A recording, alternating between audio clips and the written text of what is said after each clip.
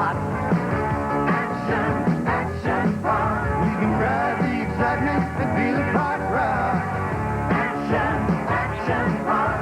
The action never stops at Action Park. Looking for a great place for the family this summer? Well, Action Park has 75 of the wildest, wettest family rides in the world just minutes away. The action never stops at Action Park. Fill your summer with action.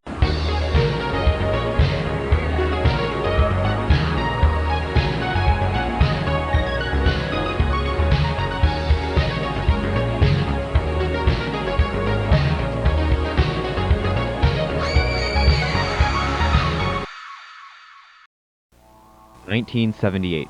The Sex Pistols tour for the final time. Ted Bundy is caught, and Eugene Mulvihill welcomes Action Park to the mountainous town of Vernon, New Jersey. Hoping to profit off the major revenue of the summer, and funded by his pump-and-dump method of stock trading, he was already known as a con man, and Eugene's true personality would show through his negligence towards his guests.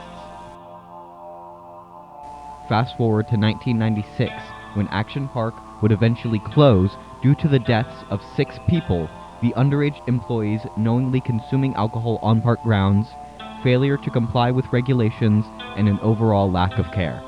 The first attraction to open was the Alpine Slide in 1978, the most dangerous of the rides.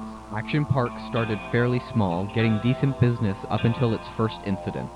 In 1980, Action Park took its first victim, the 19-year-old George Larsson Jr.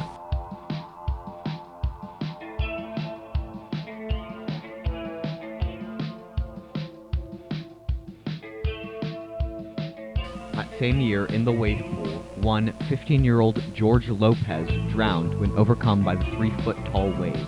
A week after the incident, Jeffery Nathan, a 27-year-old man, was electrocuted on the kayak experience when his kayak tipped over, and as he tried to get back into the kayak, he touched a live wire in the water, dying almost instantly.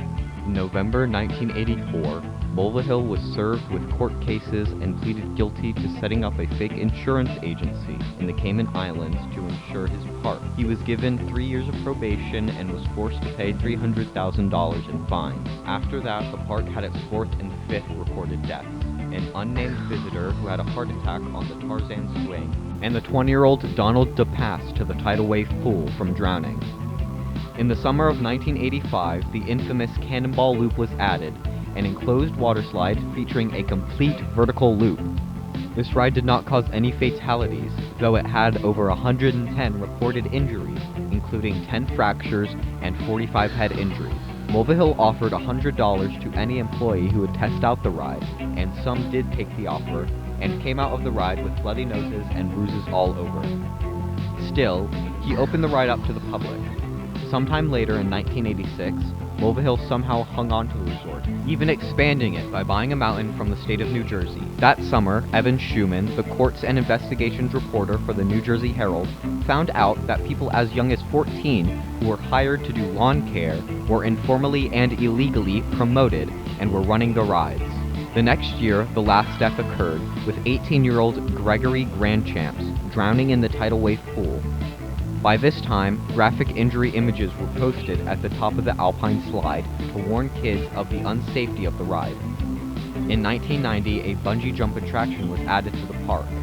Andy Flory, a regular who visited the park, recalled, quote, "It wasn't very high. I think they had an ambulance on standby."